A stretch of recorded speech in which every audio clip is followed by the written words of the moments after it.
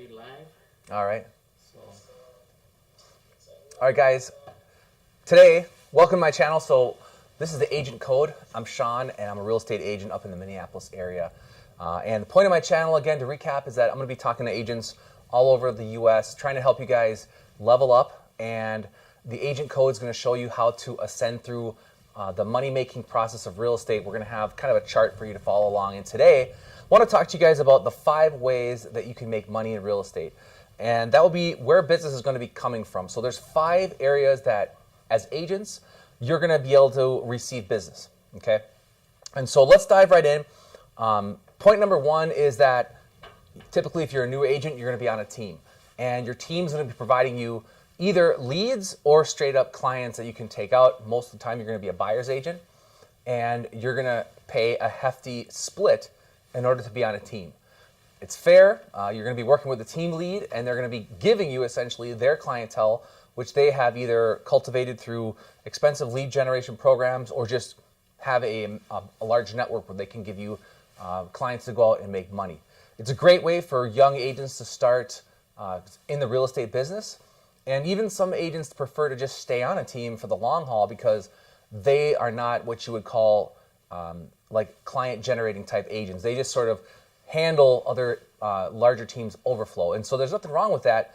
But the reason why I'm covering these 5 topics is because you really need to know where your income, your business, your commissions, and your closings are coming from.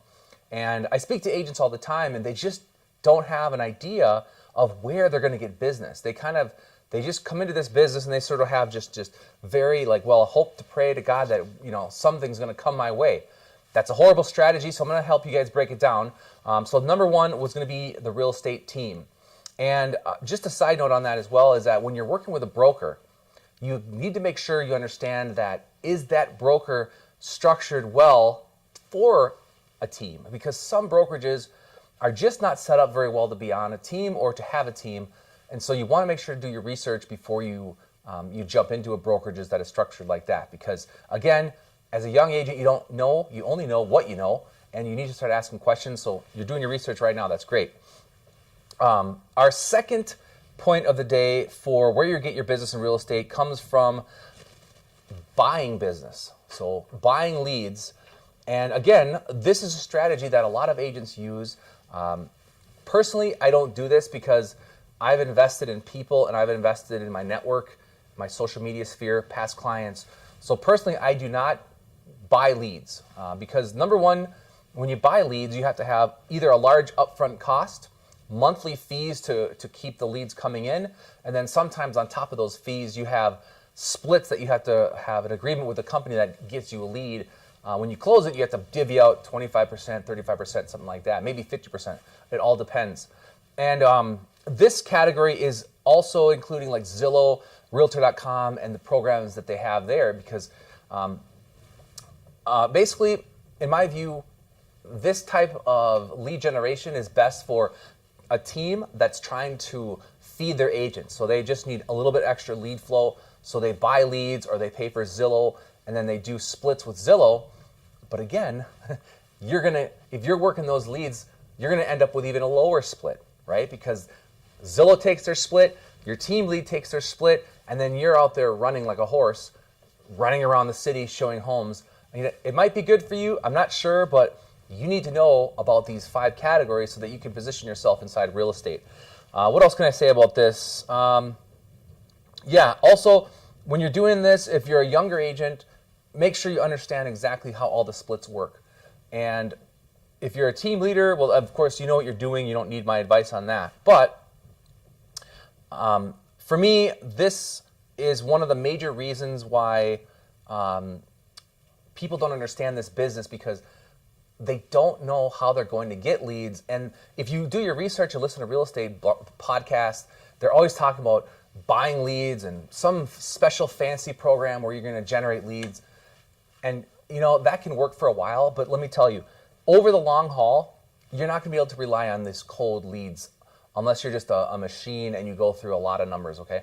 So that is number 2. And so I'd like to move on to number 3, and that is waiting for business. And sounds ridiculous, but I meet so many agents that seem to be just in this business waiting for a deal to come their way, hoping and praying, and they go to an open house, they don't even talk to anyone, they just sort of have people walk through and, oh, hi, how you doing? They don't engage with people, they don't talk to anyone, and they just hope that their friends send them business. You know, they don't call their sphere of influence, they don't host parties, they don't engage, they don't send any emails. They have no value to where people would want to call them for business, but they somehow expect businesses to come their way. That's also what we call an undercover agent. So don't be that type of agent. And I hear the phrase all the time from agents, hey, they didn't call me when they did their purchase. Well, of course not. You're supposed to be calling them, okay? This business is a contact sport. And so don't be an undercover agent, and I'll just leave it at that. We're going to move on to number 4. And this is the heart of real estate right here. It is generating and originating your own business. So that is going out, calling your database, calling your past clients. We're supposed to know this, but it's harder, it's easier said than done. And even to hit my goal this year of $1 million in closed business, this is where I'm going to really have to step up my game, is calling my own database. I'm going to have probably a minimum of 3 to 5 days a week that I need to sit down and diligently go through my database, especially my past clients and my A clients, and call them. And it doesn't have to be some sales call. It can just be like, hey, John, how's it going? Hey, I haven't talked to you in a little while. This is Sean. Just catching up. Market's still hot. And I was just wondering if there's anything we could ever do for you. Oh, no, we're doing great. You know, family's great, everything like that. I'm not going to beg him for business when I call him up. I'm just going to touch base, let him know I'm in there for him. If he asks me questions about the real estate market, then I'll go into it. Maybe he'll be busy, maybe he won't. But if you touch your database like that, and every once in a while ask your clients or your friends and stuff, hey, if you guys know anyone looking to sell or buy, send them my way. If you just did that, you would be probably hitting all your goals. Also, another one that falls into this category is calling FSBOs, for sale by owner, and expired listings. Those are listings that didn't sell in the MLS, so you have a system to call them up, pitch, and give them your added value.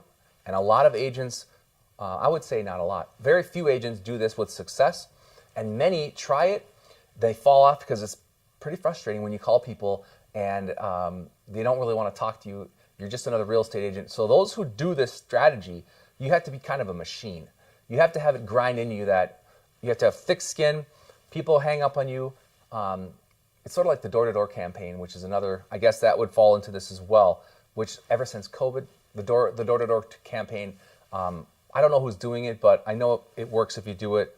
So originating your own business. And guess what, it comes to commission. Guess what happens with a commission when you're generating your own business? You're not splitting it with anyone. You're not splitting it with a team, unless you're on a team. Then your team lead still will take some of your money, but that's just the way it is. That's fair. But this is how we make money in real estate, okay?